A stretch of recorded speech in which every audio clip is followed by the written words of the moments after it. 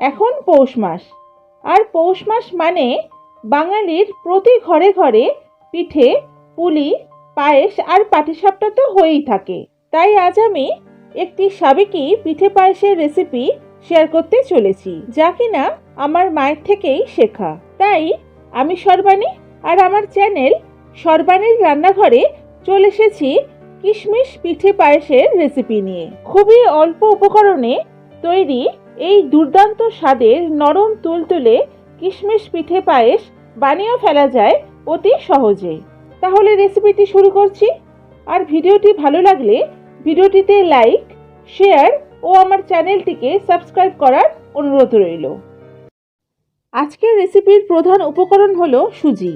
তাই আমি এখানে একটা বোলের মধ্যে দিয়ে দেব 100 গ্রাম মতো কাঁচা সুজি। এবার এর মধ্যে বেশ খানিকটা জল দিয়ে আধ ঘন্টার জন্য সুজিটাকে ঢাকা দিয়ে ভিজিয়ে রাখবো। দেখুন, আধ ঘন্টা পর সুজিটা জলে ভিজিয়ে রাখার দরুন বেশ খানিকটা ফুলে উঠেছে।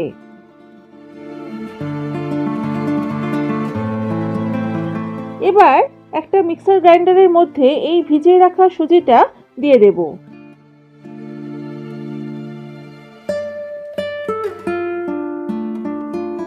আর একই সঙ্গে এর মধ্যে দেব ছোট বাটির হাফ বাটি নারকেল কুড়ো ও সামান্য নুন। এখন এর একটা মিহি পেস্ট বানিয়ে নেব। দেখুন, ঠিক এই রকম একটা মিহি পেস্ট আমি বানিয়ে নিয়েছি। এখন চলে যাব রান্নার পরের স্টেপে। তার জন্য লো ফ্লেমে একটা ফ্রাইং প্যানে দিয়ে দেব 1 টেবিল স্পুন ঘি। ঘিটা গরম হলে এর মধ্যে সুজির মিক্সচারটা ঢেলে দেব।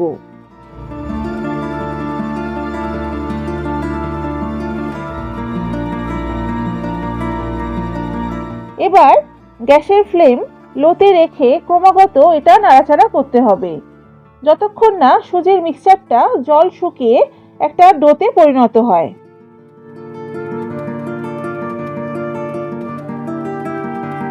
দেখুন, ক্রমাগত নাড়াচাড়া করতে করতে সুজির মিক্সচারের জলটা অনেকটাই টেনে এসেছে।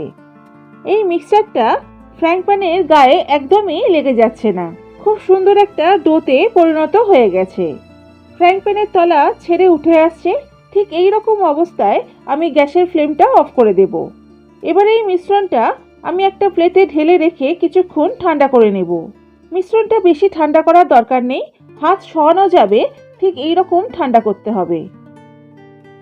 কিছুক্ষণ পর সুজির মিশ্রণটা একটু ঠান্ডা হলে হাতে সামান্য ঘি বা তেল মাখিয়ে সুজির ডো থেকে অল্প করে মিশ্রণ নিয়ে ছোট ছোট কিশমিশের আকারে গড়ে নিচ্ছি। ঠিক এই রকম ছোট ছোট কিশমিশের আকারে গড়ে নিতে হবে। এইভাবে আমি বাকিগুলো গড়ে নেব। আমি আপনাদেরকে আবারও একবার দেখিয়ে দিচ্ছি। ঠিক এইভাবে প্রথমে একটা ছোট্ট বলের মতো তৈরি করে এইভাবে আঙুল দিয়ে হালকা করে রোল করলেই এই রকম কিশমিশ তৈরি হয়ে যাবে।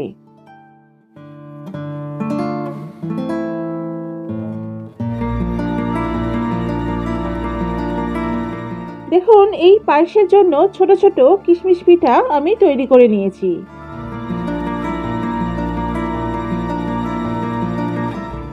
এবার গ্যাসের ফ্লেম মিডিয়ামে রেখে কড়াইতে সামান্য একটু জল দিয়ে দেব।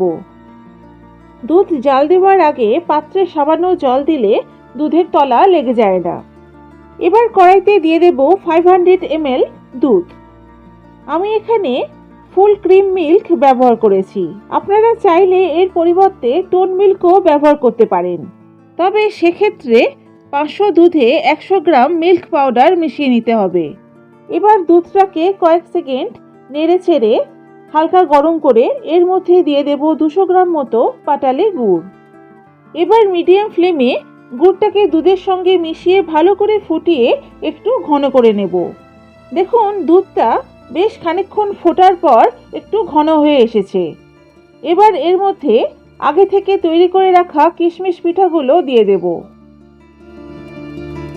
এখন গ্যাসের ফ্লেম মিডিয়ামে রেখে 5 থেকে 7 মিনিটের জন্য পিঠাগুলোকে ভালো করে ফোটাতে হবে। যাতে এই পিঠেগুলো ভালোভাবে সিদ্ধ হয়ে যায়।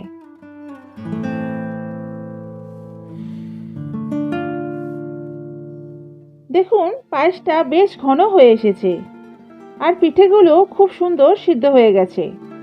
এবার এর মধ্যে 50 গ্রাম মতো ভাঙা কাজু দিয়ে দিলাম। কাজুটা সম্পূর্ণ অপশনাল, আপনারা চাইলে স্কিপ করতে পারেন। এবার সমস্তটা ভালো করে মিশিয়ে নিয়ে গ্যাসের ফ্লেম অফ করে দেব। ব্যাস রেডি হয়ে গেছে আমার আজকের রেসিপি কিশমিশ পিঠার পায়েস। তাহলে বন্ধুরা দেখতেই পেলেন কত সহজে তৈরি হয়ে গেল আমার আজকের রেসিপি কিশমিশ পিঠার পায়েস। তাহলে বন্ধুরা বাড়িতে অবশ্যই একবার ট্রাই করে দেখবেন, আশা করি ভালো লাগবে। দেখুন আমি এখানে এই কিশমিশ পিঠাগুলো একটু কেটে দেখাচ্ছি। দেখুন পিঠেগুলো খুবই নরম তুলতুলে হয়েছে। আর বন্ধুরা আপনাদের কোনো কিছু বলার বা কোনো সাজেশন দেওয়ার থাকলে অবশ্যই আমাকে কমেন্ট করে জানাবেন। তবে ভিডিওটি এখানেই শেষ করছি। আপনারা সবাই ভালো থাকবেন, সুস্থ থাকবেন। আবার দেখা হবে আমার নেক্সট ভিডিওতে।